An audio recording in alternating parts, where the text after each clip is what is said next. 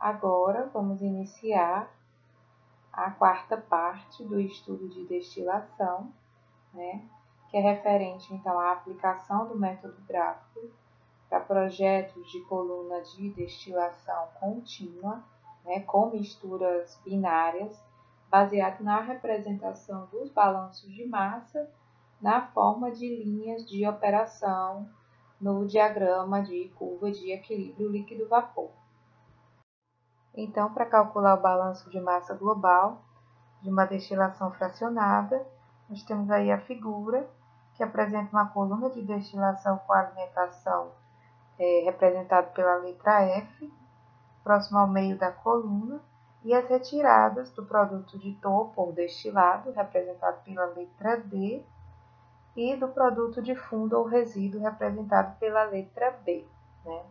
Então, para calcular o balanço de massa global, tudo que entra é igual a tudo que sai, ou seja, F é igual a D mais B, que seria a vazão molar de alimentação é igual à vazão molar do destilado, somada à vazão molar do produto de fundo. E para calcularmos, então, o balanço de massa do componente mais volátil, que está representado, então, pela letra A, nós vamos considerar a fração molar desse componente mais volátil nos três produtos, né? Então, a equação ficaria vazão molar de alimentação multiplicado a fração molar do componente A na alimentação é igual a vazão molar do destilado multiplicado a fração molar desse componente mais volátil no destilado, somado a vazão molar do produto de fundo multiplicado a fração molar do componente mais volátil, né, o componente A, no produto de fundo. Na coluna de destilação fracionada, durante o seu funcionamento, essa coluna ela forma duas seções diferenciadas, né? Uma delas é a seção de enriquecimento, que fica localizada do meio da coluna até o topo da coluna, onde se acumulam os componentes mais voláteis, né? E a seção de esgotamento, que fica localizada do meio da coluna até o fundo da coluna, onde se acumulam então os componentes menos voláteis, certo? Então, para que a gente possa realizar o projeto dessas colunas e estimar, por exemplo, o número de estágios de uma coluna, né, o número de andares de uma coluna, a gente tem que realizar os cálculos, ou seja, fazer o balanço de massa das seções separadamente. Então, o método McCabe-Thiele é um método gráfico para projetos de coluna de destilação fracionada, baseada na representação dos balanços de massa das duas seções da coluna, né, na forma de linhas de operação. É um método simplificado, né, onde algumas considerações são feitas para a adequação desse método, né? Então, considera-se que os componentes da mistura apresentam calores latentes molares de vaporização iguais, né? Considera-se também que não ocorrem perdas de calor pela parede da coluna, considera-se que não há formação de calor de mistura e considera-se que não há variação do calor específico e do calor latente molar de vaporização dos componentes com a variação de temperatura ao longo da coluna. Então, essas quatro considerações, ou seja, o resultado dessas suposições, é que torna desnecessário considerar os balanços de energia ao longo da coluna, né? Uma vez, então, que as vazões de líquido e de vapor em cada seção da coluna são constantes e as linhas de operação são retas. Então, vamos nos voltar aí para a seção de enriquecimento, para realizar o balanço de massa dessa seção, certo? Então, nós temos aí o prato N, que está circulado aí em vermelho. Ele é o primeiro prato do início da seção de enriquecimento, né? Logo abaixo dele, a gente tem o prato N mais 1, que está fora dessa seção de enriquecimento. Então, tudo que entra na seção de enriquecimento é uma quantidade de vapor que está deixando o prato N mais 1, né? Que está representado aí na equação por Vn mais 1, e tudo que está saindo da seção de enriquecimento é o líquido que sai do próprio prato N, na equação aí representado como Ln, mais o produto de topo, que é o destilado, representado aí pela letra D. Então, balanço de massa global, a gente vai ter a equação Vn mais 1 é igual a Ln mais D. O balanço de massa do componente mais volátil, representado aí pela letra A, então nós vamos considerar nessa equação a fração molar do componente A nos três produtos, né? Então a equação fica vazão molar do vapor, que está entrando na seção de enriquecimento, multiplicada a fração molar do componente A no vapor, né? Vai ser igual a vazão molar do líquido, que está saindo, multiplicado a fração molar do componente A, né, desse líquido que está saindo, somado à vazão molar do destilado, multiplicado então pela fração molar do componente A no destilado. Então, rearranjando essa equação, eu tenho uma equação que determina a relação da fração molar de vapor que entra na seção de enriquecimento, né, representada aí por YAN mais 1, com a fração molar do líquido que está deixando a seção de enriquecimento, representada aí pela XN mais 1. Né? Então, eu tenho a equação de uma reta, né, onde Y vai ser a função e X a variável. Então, plotando essa equação, nós vamos ter um gráfico, né? E esse gráfico vai ter a forma de uma reta, que é a linha de operação da seção de enriquecimento, né? Essa reta vai ser iniciada no eixo vertical, na altura do valor do coeficiente linear da reta, né? Que é dado pelo D dividido por Vn mais 1, multiplicado por XAD, e a reta termina no valor de XAD, que é a quantidade do componente mais volátil, né, no destilado.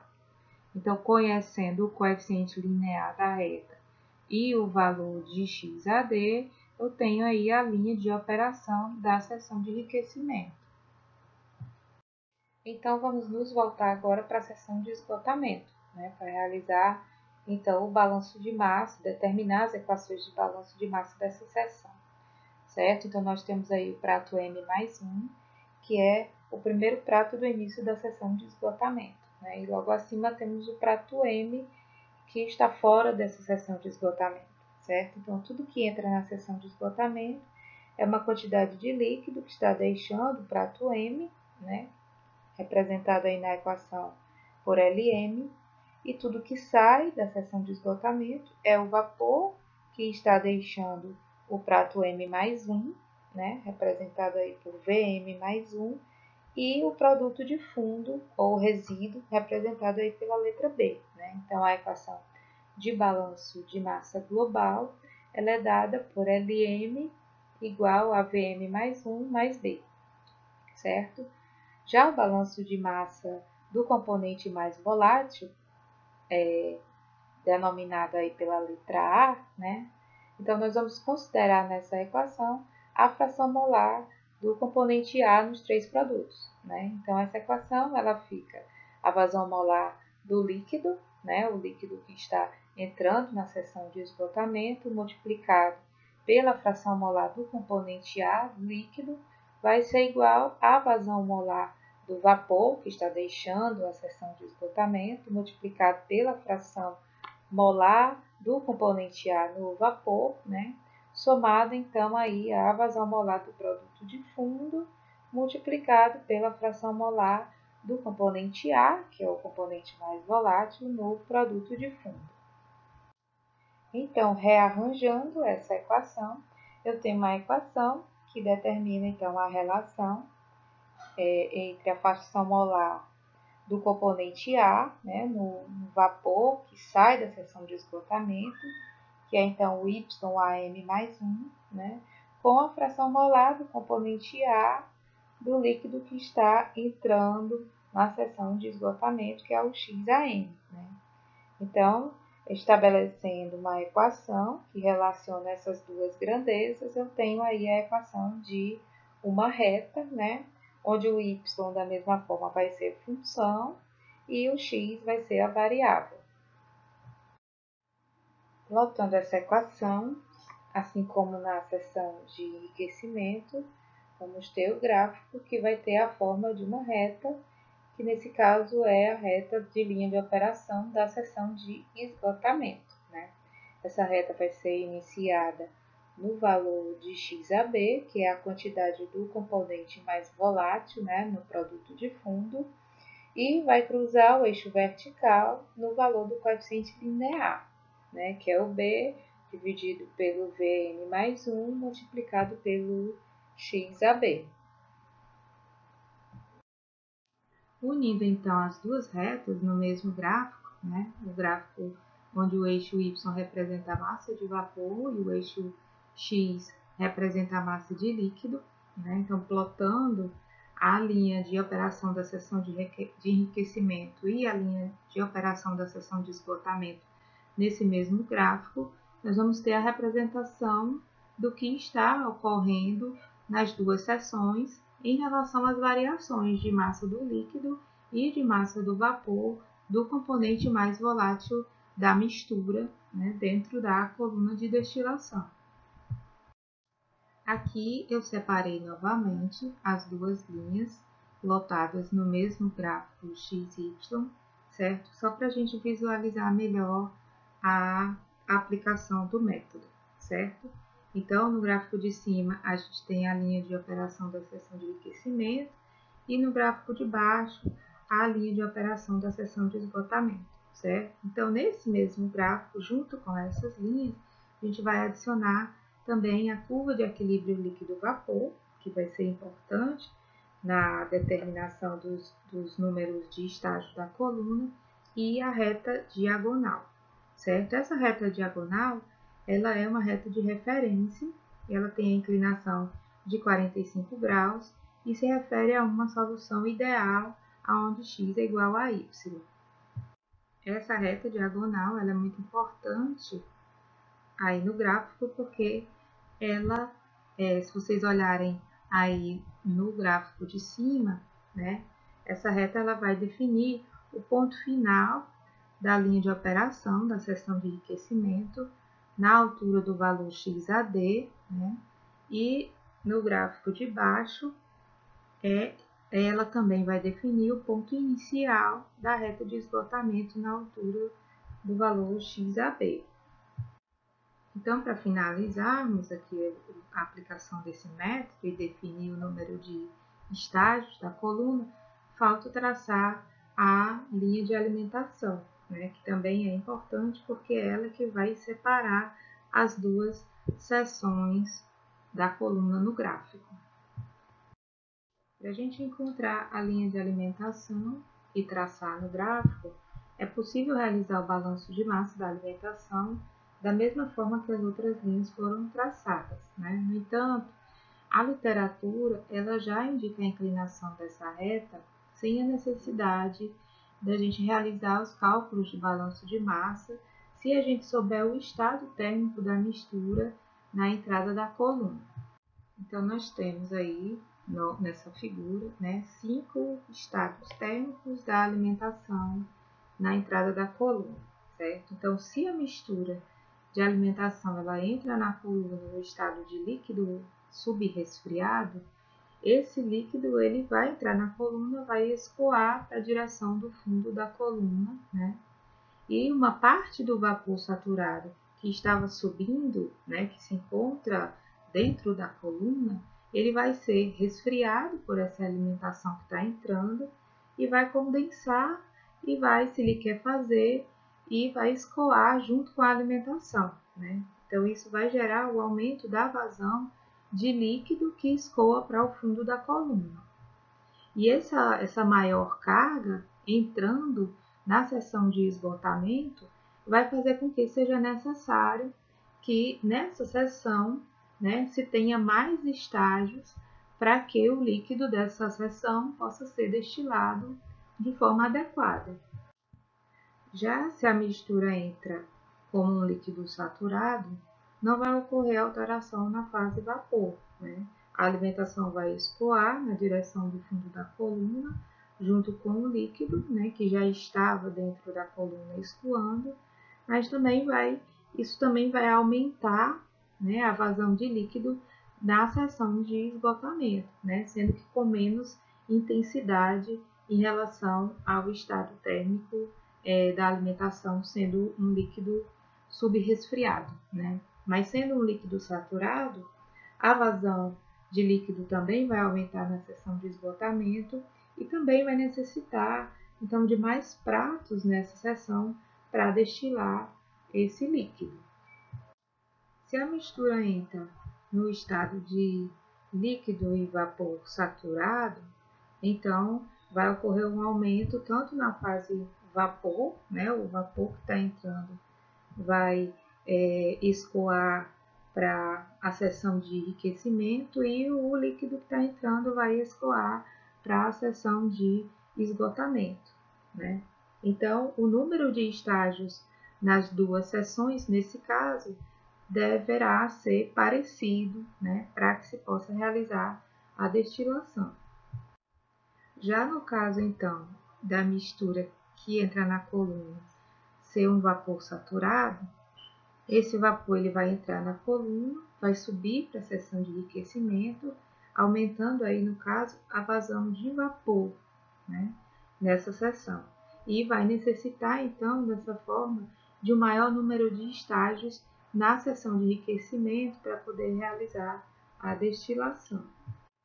E por último, se a mistura entra no estado de vapor superaquecido, né, então a alimentação ao entrar na coluna vai subir toda para a seção de enriquecimento e uma parte do líquido saturado que estava dentro da coluna, ele vai ser aquecido, né, vai ser vaporizado e vai se juntar à alimentação, aumentando com maior intensidade, né, a vazão de vapor de uma forma mais intensa, né, e necessitando que a coluna tenha mais estágios nessa seção de enriquecimento para poder realizar a destilação.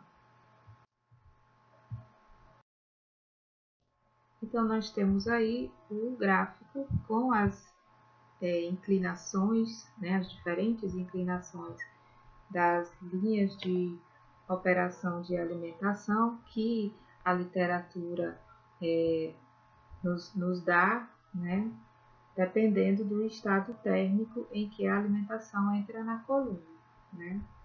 Então, para plotar essa reta, depois que a gente já souber, então, em que estado térmico a alimentação entrou, então a gente já sabe qual é a inclinação dessa reta. Então, para plotar essa reta da linha de alimentação no nosso gráfico, né, a gente tem então que saber o valor de XAF, né, ou seja, a quantidade do componente mais volátil na alimentação, né, e esse valor ele deve ser pontuado aí na linha diagonal, na altura do valor XAF, né, e a reta ela vai ser traçada com a inclinação referente ao estado térmico da alimentação na entrada da coluna, né. E esse gráfico também mostra que, dependendo da inclinação da reta de alimentação, a linha de operação da seção de esgotamento, que ela vai precisar cruzar num ponto, tanto com a linha de alimentação como com a linha da seção de enriquecimento, ela vai mudar a inclinação dela, né, alterando, consequentemente, o número de estágios da seção e ajustando o número de cada seção para realizar a destilação de uma forma eficiente. Então, encontramos aí tudo que a gente precisa para acharmos os números de estágio da coluna, né? Temos traçado a linha de operação da seção de enriquecimento, a linha de operação da seção de esgotamento, né? Juntamos aí a curva de equilíbrio líquido-vapor, a diagonal e a linha de alimentação, certo? Que nesse caso aí mostra que a alimentação entrou no estado térmico de mistura líquido-vapor saturado, por isso ela teve aí essa inclinação, certo?